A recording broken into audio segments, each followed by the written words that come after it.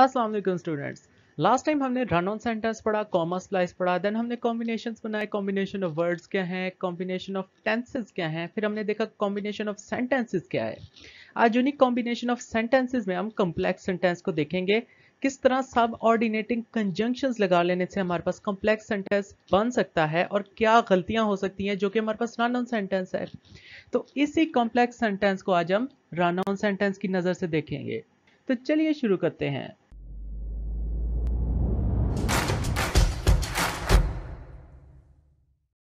Students, जिस तरह last time हमने सेंटेंस फॉर्मेशन की प्लेलिस्ट के अंदर types of sentences on the basis of structure में पढ़ लिया था कि हमारे पास सिंपल, कंपाउंड, कॉम्प्लेक्स, कंडीशनल और कंपाउंड कॉम्प्लेक्स सेंटेंसेस क्या होते हैं, तो उन्हीं में से आज हम कॉम्प्लेक्स सेंटेंस को देखेंगे रन ऑन सेंटेंस की नजर से। तो स्टूडेंट्स, जिस तरह हमें पता है कि कॉम्प्लेक्स सेंटेंसेस में हमारे पास दो क्लॉजेस हो सकते हैं, एक हमारे पास इंडिपेंडेंट क्लॉज हो सकता है जो अपने आप स्टैंड अलोन कर ले, और दूसरा हमारे पास डिपेंडेंट क्लॉज हो सकता है जो अपना मीनिंग खुद क्लियर नहीं करता और इसके ऊपर डिपेंड कर रहा होता है जब तक हम इंडिपेंडेंट क्लॉज ना लगाएं। और इस डिपेंडेंट में एक हमारे पास छोटी सी कंजंक्शन होती है जो हमारे पास क्या करती है, ज्वाइन करती है इंडिपेंडेंट और डिपेंडेंट को, और हमारे पास एक कंप्लीट सेंटेंस बना देती है जिसमें ये दोनों क्लॉजेज होते हैं। अब होता क्या है कि इंडिपेंडेंट और जो डिपेंडेंट क्लॉज है उनमें से इंडिपेंडेंट अपना मीनिंग खुद दे देता है और जो डिपेंडेंट होता है वो अपना मीनिंग नहीं दे सकता। तो इसकी एग्जांपल में क्या हो सकता है, हम कह सकते हैं कि हमारे पास है आई नो, मुझे मालूम है, ये मीनिंग क्लियर कर है, ठीक है, ये अपना मीनिंग क्लियर कर है। That he is a good boy, ये जो हमारे पास that he is a good boy है, ये सारा हमारे पास डिपेंडेंट है, ये डिपेंड कर रहा है आई नो के ऊपर, ठीक है। जब तक हम आई नो नहीं कहेंगे तो that is a good boy की हमें समझ नहीं आएगी, जिसमें से दैट जो हमारे पास कंजंक्शन है और ये इसी डिपेंडेंट का पार्ट है, ठीक है। तो जो कंजंक्शन हमारे पास ये दो क्लॉजेस आपस में मिला रही हैं, ऐसी कंजंक्शन को हम कहेंगे कि वो हमारे पास सब ऑर्डिनेटिंग कंजंक्शंस हैं।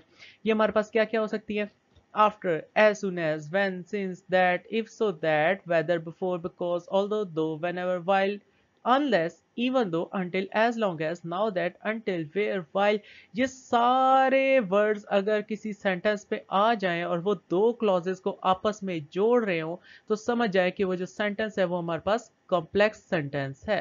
इसमें से ये जो दैट वाली कंजंक्शन है इसको अभी हम देखते हैं।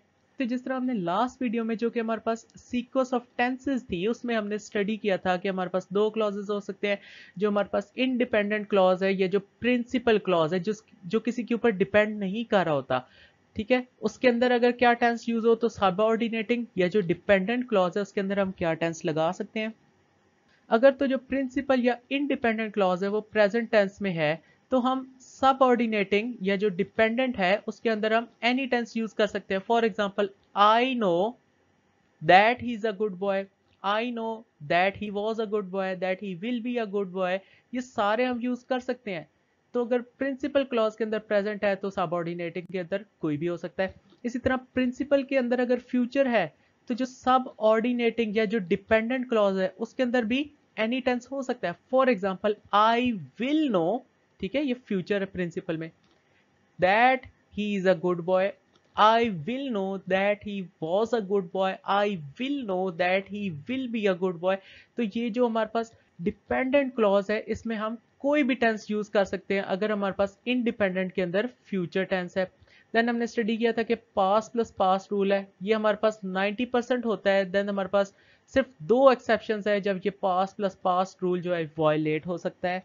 तो ये तो हमने स्टडी किया है कि जनरल सीक्वेंस या कॉम्बिनेशन टेंसेस का क्या हो सकता है जो कि हमारे पास किसी कॉम्प्लेक्स सेंटेंस के अंदर है। अब कॉम्प्लेक्स हमारे पास दो फर्दर स्पेसिफिक टाइप्स के भी हैं, उन्हें स्टडी करते हैं।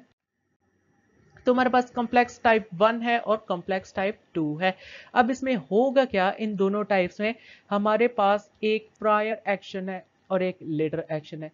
प्रायर एक्शन वो है जो काम पहले हो चुका है, लेटर एक्शन वो है जो इसके बाद होगा। जो प्रायर एक्शन वाला पार्ट है, जाहिर है ये पूरा हमारे पास सेंटेंस है, इसके अंदर हमारे पास दो क्लॉजेज हैं। तो जो क्लॉज या जो पार्ट हमारे पास प्रायर एक्शन का है वो परफेक्ट टेंस में होगा, और जो लेटर एक्शन का है पार्ट या क्लॉज वो हमारे पास इंडेफिनेट में होगा।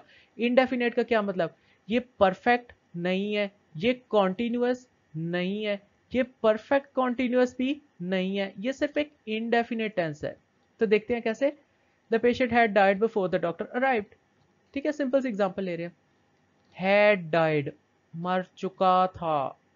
तो जो प्रायर एक्शन हुआ, जो हमारे पास काम पहले होगा, देखिए पहले पेशेंट फौत हुआ है फिर डॉक्टर आया है, तो जो काम हमारे पास पहले हो गया है, प्रायर एक्शन था, वो क्या है, परफेक्ट टेंस, हैड लगा हुआ है, हैड डाइड।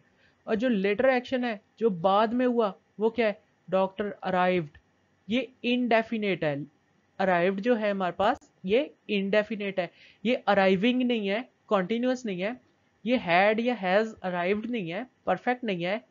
ठीक है, तो जो हमारे पास प्रायर एक्शन था वो परफेक्ट में था, और जो लेटर एक्शन था वो हमारे पास इंडेफिनेट में था।